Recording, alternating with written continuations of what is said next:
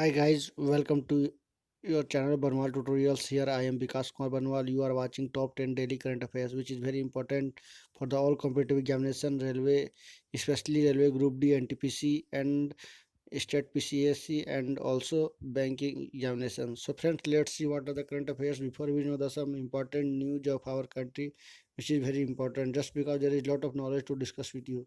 So let's see what are the special news. So I hope all you all are good. So let's see what are the news. तो Britain में Pfizer company की vaccine को हरी झंडी मिल गई है. यह vaccine जो है 95% तक इसको सफलता पाई गई है. ब्रिटिश नियामक medicine and health care products regulatory agency ने वैक्सीन के इस्तेमाल के लिए स्वीकृति देते हुए फाइजर की वैक्सीन का परीक्षण में उनको पूरा कर लिया है. प्रधानमंत्री बोरिस जॉनसन ने कहा कि देश में टीकाकरण का कार्य अगले सप्ताह से शुरू किया जाएगा. और मैं एक महत्वपूर्ण बता दूं और जानकारी दे दूं कि ब्रिटेन के जो प्रधानमंत्री हैं बोरिस जॉनसन, वो अगले 26 जनवरी को चीफ गेस्ट के रूप में गणतंत्र दिवस में आने वाले हैं. CSE भारत की एक संस्था है जो कंज्यूमर से जुड़ा हुआ सभी चीज़ों को देखती है. तो उसके द्वारा बताया गया है कि ज़्यादातर बॉन्ड्स जो हैं, जो भी ब्रांड हैं भारत में, उसमें शहद के वो सभी में मिलावट पाए गए हैं. और वीज़ा पर नए प्रतिबंधों को अमेरिकी के कोर्ट ने खारिज कर दिया है. तो ये था देश दुनिया से जुड़ी हुई तमाम तरह की जानकारियाँ. आई होप आप सबको समझ में आया होगा. आगे बढ़ते हैं तो देखते हैं फ्रेंड्स आज की क्लास में क्या है खास. तो सबसे पहले आज का इतिहास, यानी आज के इतिहास जुड़े हुए 4 से 5 सवाल, काफ़ी इंपॉर्टेंट सवाल आपके लिए लाए जाते हैं ताकि आप इसका लाभ उठा सको खुलकर.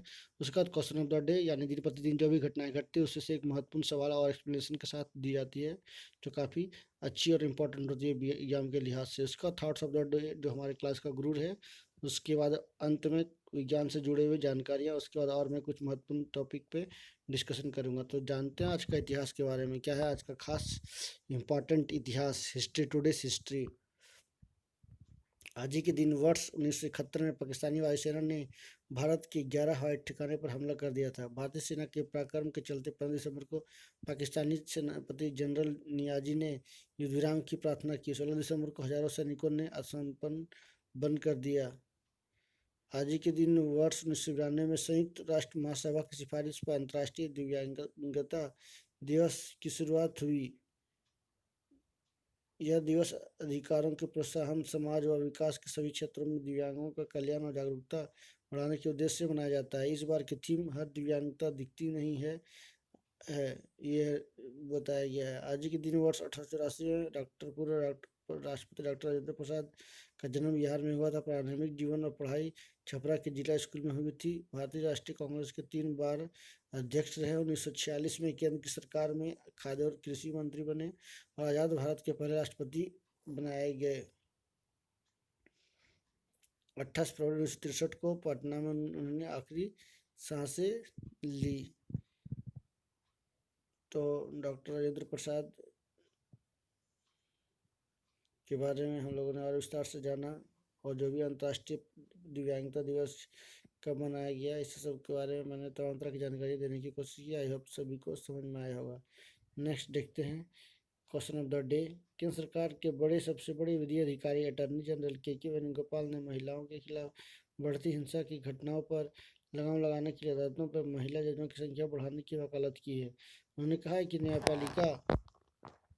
न्यायपालिका में महिलाओं के प्रतिनिधि में सुधार करने से यौन हिंसा से जुड़े मामले में एक अधिक संतुलित और सशक्त दृष्टिकोण विकसित होगा और अदालतों में महिला जजों की संख्या, उनकी हकों पर ध्यान दिया जाए ताकि महिलाओं के खिलाफ हो रहे अपराधों से जुड़े मामलों पर सख्ती बरती जा सके. सर्वोच्च न्यायालय के न्यायाधीशों की स्वीकृति 34, जिनमें से 2 महिला जज. आज़ादी में 30 साल बाद तक कोई महिला अभी तक भारत की मुख्य न्यायाधीश नहीं बन सकी है. तो काफ़ी इंपॉर्टेंट सवाल हो सकता है क्योंकि अभी तक से कोई भी महिला चीफ जस्टिस नहीं बन पाया इंडिया में. उन्होंने कहा कि प्रदेश में उच्चतम न्यायालय और उच्च न्यायालय में 1113 न्यायाधीशों के कुल स्वीकृत पदों में से 80 महिला न्यायाधीश है. इन 80 महिला जजों में से 2 उच्चतम न्यायालय में और 78 उच्च न्यायालय में है, यानी हाई कोर्ट्स में है, जो कुल न्यायाधीशों की संख्या का केवल मात्र 7.2% है. जो भी वो है वो काफ़ी इम्पोर्टेंट ये सवाल था. आई होप आप सभी ने समझा होगा। आगे देखते हैं थॉट्स ऑफ द डे। जीत निश्चित हो तो कायर भी लड़ सकते हैं, बहादुर वे कहलाते हैं जो हार निश्चित हो फिर भी मैदान नहीं छोड़ते। तो काफ़ी आपने एक इम्पॉर्टेंट एक सुपर लाइन सुना जो सभी के लिए ये अनिवार्य रूप से बताया जा सकता है। जीत निश्चित हो तो कायर भी लड़ सकते हैं, बहादुर वे कहलाते हैं। यानी आपको पक्का है कि आपने इससे सफलता पा सकते हो, तो इसमें कोई शक नहीं है कि इसमें कोई व्यक्ति जो है उसको फाइट करके लड़ सकता है। इसमें कोई ऐसी नहीं कि जो भगवान ने बनाया है तो उस वही इसमें या उसी के पास ऐसा है। कोई भी व्यक्ति जाके लड़ सकता है जिसको प्राकृतिक रूप से उसमें क्षमता हो। जो हार निश्चित हो फिर भी मैदान में नहीं छोड़ते। जिनको हार निश्चित देखिए वो नहीं पास करेगा, नहीं पास करेगा, फिर भी वो स्ट्रगल करते हैं और मैदान के फील्ड में अपना मेहनत जारी रखते हैं। तो ये था thoughts of the day. I hope आप सभी को अच्छा लगा होगा। नेक्स्ट देखते हैं करंट अफेयर्स। यदि मैं आप ज़्यादा ज़्यादा रिक्वेस्ट कर दूँ कि आप मेरे चैनल पर नए हो तो एक बार जरूर सब्सक्राइब कर लेना, ताकि आपको सब्सक्राइब करने के साथ साथ ये बुक कॉपी पेंसिल लेकर बैठ जाना, ताकि आपको इस तरह करंट अफेयर्स इंपॉर्टेंट का टॉप 10 करंट अफेयर्स का नोट्स तैयार कर सको। तो देखते हैं आज का पहला करंट अफेयर्स क्या है, जो काफ़ी इंपॉर्टेंट है। पूरे विश्व भर में 2 दिसंबर को विश्व कंप्यूटर साक्षरता दिवस मनाया गया। तो वर्ल्ड में मनाया गया, जिसमें महिला और बच्चों को डिजिटल बढ़ावा देने के लिए उनको शामिल किया गया है। और ये समाज के कल्याण में और डिजिटल प्लेटफॉर्म का इस्तेमाल को बढ़ावा देने का काम इसमें किया गया है। विश्व भर में 3 दिसंबर को अंतर्राष्ट्रीय दिव्यांगता दिवस मनाया गया। दिव्यांगता दिवस मनाया गया, जिसका थीम है building back better toward a disability inclusive accessible and sustainable post covid world. तो काफ़ी लंबा इसका क्वेट है, यानी कथन है। नेक्स्ट देखते हैं विराट कोहली विश्व में सबसे तेज 12,000 रन बनाने वाले पहले खिलाड़ी बन गए। तो कहा जाए कि भारत में 12,000 रन से पार क्रॉस करने में दूसरे खिलाड़ी बने हैं। सचिन तेंदुलकर पहले खिलाड़ी हैं जिन्होंने 12,000 रन बनाए हैं, लेकिन स्पीड से तेज़ी से कम मैचों में ज़्यादा रन मारना ये सब की बस की बात नहीं है। तो विराट कोहली ने ऐसा कर दिखाया। मैं और उनके रिकॉर्ड्स के, सचिन तेंदुलकर के रिकॉर्ड्स के बारे में आपको और विस्तार से बताऊँगा। तो चलिए देखते हैं कुछ और उनके रिकॉर्ड्स, किन किन लोगों ने किस तरह से अपना परफॉर्मेंस दिया है देश के हित में और देश को एक नया पायदान पे पहुंचाने का काम किया। तो देखते हैं सबसे तेज 12,000 रन 300 पारियों से तेंदुलकर ने बनाया है। रिकी पॉन्टिंग ने 314 में, 336 पारी में कुमार संगकारा ने बनाया। 8,000 के बाद सभी रिकॉर्ड कोहली के नाम है। कोहली के नाम वनडे में सबसे तेज 8,000 रन, 9,000 रन, 10,000 रन, 11,000 रन बनाने का रिकॉर्ड है। वनडे इंटरनेशनल सबसे ज़्यादा रन सचिन ने बनाए हैं। 8,000 रन के बाद कोहली ने सचिन को लगातार पीछे छोड़ा है। तो देख सकते 217 मैच में सचिन ने बनाया है मात्र 183 रन पे। 12,000 में जो है 309 पारियों में सचिन तेंदुलकर ने बनाया है, और ये 251 पारी, मतलब बहुत ही काफ़ी कम पारी, 50 से अधिक अंतराल में पारी में इन्होंने बनाया। 12 रन बनाने वाले सचिन के बाद दूसरे भारतीय बल्लेबाज बने हैं। तो प्लेयर देख सकते हैं भारत जो है जो 18,424 रन बनाया गया है सचिन तेंदुलकर के द्वारा। 14,234 रन बनाया गया है। कुमार संगकारा श्रीलंका के जो है 404 मैचों में और 380 पारियों में उन्होंने बनाया है। रिकी पॉन्टिंग ने ऑस्ट्रेलिया के हैं, 375 मैचों में बनाया है 13,704 रन। तो कुल मिलाकर देखा जाए तो लगभग 6 खिलाड़ी 6ठा नंबर पर विराट कोहली हैं। नेक्स्ट देखते हैं वी श्रीनिवास को भारतीय युवा कांग्रेस के नए अध्यक्ष के रूप में नियुक्त किया गया है। तो काफ़ी इम्पोर्टेंट सवाल हो सकता है। तो इससे पहले मैं बता दूं कि भारतीय युवा कांग्रेस के अध्यक्ष के रूप में नियुक्त किया गया है। नेक्स्ट देखते हैं संदीप कटारिया को बाटा कंपनी का नया प्रमुख अधिकारी के रूप में नियुक्त किया गया है। इससे पहले जो है एलेक्सिस नारुड थे 5 साल के लिए, लेकिन 2020 से इसको संदीप कटारिया को प्रभार दिया गया है बाटा कंपनी के नए मुख्य कार्यकारी अधिकारी, CEO जिसको बोला जाता है। नेक्स्ट देखते हैं IIT रुड़की ने अपने छात्रों को सर्वाधिक पैकेज दिलाने वाली भारत की संख्या बन गई। तो हाल ही में गुड न्यूज हम सभी को मिला है, देखने को मिला, सुनने को मिला कि IIT रुड़की जो है भारत का एक पहला संस्था बन गया है जो लगातार जो है वहाँ के जो छात्र हैं वो लगातार बड़े पैकेज के साथ विदेशी में शिफ्ट हो रहे हैं। बड़े बड़े कंपनियों से जुड़े हैं, बड़ी कंपनियाँ उनको ऑनलाइन फ्री में हायर कर रही है। करीब करीब मतलब कोई तरह का शुल्क नहीं लिया जा रहा है। तो और जानते हैं उसके बारे में IIT रुड़की के बारे में कौन कौन से।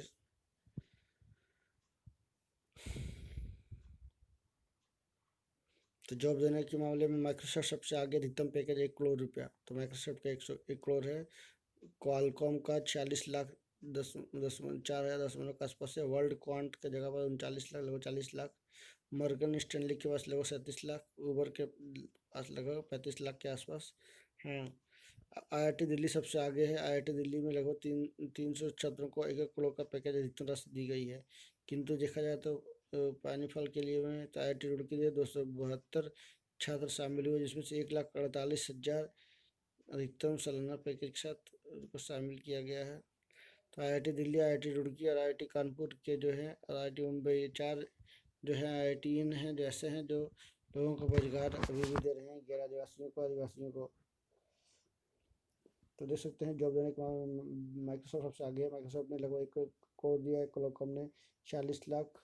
ऊबर सबसे कम लाख लोगों को नौकरी दिया है। नेक्स्ट देखते हैं हरियाणा की स्कूल विभाग के योग को पाठ्यक्रम के तौर पर शामिल किया जाएगा। तो वहाँ के जो है हाल ही में हरियाणा योग परिषद की बैठक हुई थी, श्री बाबा रामदेव को बुलाया गया था। यहाँ तक कि वहाँ के जो हरियाणा के जो वर्तमान में जो मुख्यमंत्री हैं मनोहर लाल खट्टर जी, और स्वास्थ्य मंत्री जो हैं अनिल विज जो है, उनको भी बुलाया गया और बताया गया कि हरियाणा में जल्द ही जो है लगभग 2000 योगशाला की बनाया जाएगा, ऐसा निर्णय लिया गया है। जल्द ही जो है स्कूली शिक्षा में योग को पाठ्यक्रम के तौर पर शामिल किया जाएगा। नेक्स्ट देखते हैं महाराष्ट्र के पुणे में भारत का पहला बाल मित्र पुलिस थाना स्थापित किया गया। तो बच्चों के लिए किया गया है ताकि बच्चे वहाँ पर जाके सीख सकें, उनको देश की सुरक्षा में किस तरह से अपनी जो योगदान देते हैं उनके बारे में इस तरह से बच्चों को सिखाया जाएगा, बताया जाएगा। तो इसी को देखते हुए भारत का पहला बाल मित्र पुलिस थाना पुणे में स्थापित किया गया है। नेक्स्ट देखते हैं और कुछ जानकारियाँ लेते हैं। अंतिम 2 न्यूज। उत्तर पूर्वी राज्य नागालैंड में 10 दिवसीय हॉर्नबिल त्यौहार शुरू हुआ। तो काफ़ी इंपॉर्टेंट है, यानी आप नागालैंड से बिलोंग करते हैं या नागालैंड का राज्य की परीक्षा में बैठ रहे हो तो इसके बारे में जरूर याद कर लेना कि उत्तर पूर्वी राज्य नागालैंड में लगभग 10 दिवसीय जो है हॉर्नबिल त्यौहार शुरू हुआ कर दिया गया है। नेक्स्ट देखते हैं OECD देशों में शिक्षित लोगों की भेजने की सूची में भारत शीर्ष स्थान पर रहा है। तो बिल्कुल आपने सही सुना है। Corporation of economic and cooperation and development की एक रिपोर्ट के अनुसार बताया गया है कि OECD देशों में शिक्षित लोगों को भेजने की सूची में भारत दूसरे स्थान पर, यानी भारत से स्थान पर रहा है। तो काफ़ी इम्पोर्टेंट न्यूज आपको देखने को मिला। आई होप आप सभी ने इसका लाभ उठाया होगा। आगे और कुछ मैं आपको जानकारी दे दूँ तो चलिए देखते हैं। अब मैं आपको याद बता दूं कि आपने मेरा वीडियो कल का नहीं देखा है तो मैं लिंक अपना शेयर कर दूं ताकि आप इसका ज़्यादा लोगों को शेयर कर सके और कल का वीडियो यानी 2 दिसंबर का वीडियो आप इसका देख सके। तो चलिए आखिरी 2 सवाल के बारे में मैंने जाना। आगे और कुछ जानकारियाँ मैं आपको दे दूँ। विज्ञान से जुड़े 5 महत्वपूर्ण सवाल जवाब। दिन के समय में आवासीय क्षेत्र में शोर का अनुमान लगभग 55 डेसिमल होता है, यानी अब 80 डेसिमल तक जो है नॉर्मली लोग बोलते हैं, लेकिन 80 डेसिमल तक आपको नहीं करना है। नेक्स्ट देखते हैं गैस में ध्वनि का वेग गैस के घनत्व और प्रत्यास्थता पर निर्भर करता है। वैक्यूम के माध्यम से ध्वनि तरंगों को प्रेषित नहीं किया जा सकता है। डॉपलर का प्रभाव प्रकाश तरंग और ध्वनि तरंग पर लागू होता है। ध्वनि की गति गैस में 15 गुना होती है। ध्वनि की गति गैस से 15 गुना होता है। वायुमंडल में ध्वनि की गति गैस से 15 गुना अधिक होता है। तो ध्वनि का स्पेलिंग कुछ छूट गया है तो सुधार ले, आधा हुआ नाम नहीं। तो ये था विज्ञान से जुड़े हुए 5 महत्वपूर्ण सवाल जवाब। आई होप आप सभी को अच्छा लगा होगा। इस सीरीज में मैं प्रतिदिन लगातार इस पर डिस्कस कर रहा हूँ। नेक्स्ट देखते हैं कुछ और जानकारियाँ लेते हैं, क्योंकि लगातार एग्जाम जो है आपको नज़दीक आते देखने को मिल रहा है। India International Science Festival. It is a festival to celebrate the achievements of India's scientific and technological advancement with students, innovators, craftsmen, farmers, scientists, and technocrats from India and abroad. It was launched in 2015 to promote science and technology and demonstrate how science could lead India towards development nation with a short span time. Organizing agency Ministry of Science and Technology and Minister of Earth Sciences in session with Vijnana Bharti organise IISF every year. तो ये था India international science festival के बारे में, और सभी लोग जान समझे होंगे। एम इसका क्या है? To engage the public with science and celebrate the joy of science and show the ways how science, technology, engineering and mathematics provide solution to improve public lives. Next देखते हैं कुछ और जानकारियाँ। ट्यूबरक्लोसिस की हाल ही में भारत सरकार के जो स्वास्थ्य मंत्री हैं हर्षवर्धन जी, उन्होंने कहा कि 2030 तक भारत को टीबी मुक्त बनाया जाएगा। इसी को देखते हुए मैंने इसको लाने की कोशिश की है। TB is caused by bacterial यानी mycobacterium tuberculosis that most often affected the lungs, cough with sputum and blood as times, chest pains, weakness, weight loss, fever and night sweats. ये होते हैं ट्यूबरक्लोसिस से। TB is a treatable and curable disease. It is treated with a standard 6-month course of antimicrobial drugs that are provided to information, supervision, and support the patient by the health worker or trained volunteer. Anti-TB medicines have been used to decade, and strains that are resistant to one or more of the medicines have been documented in every country surveyed.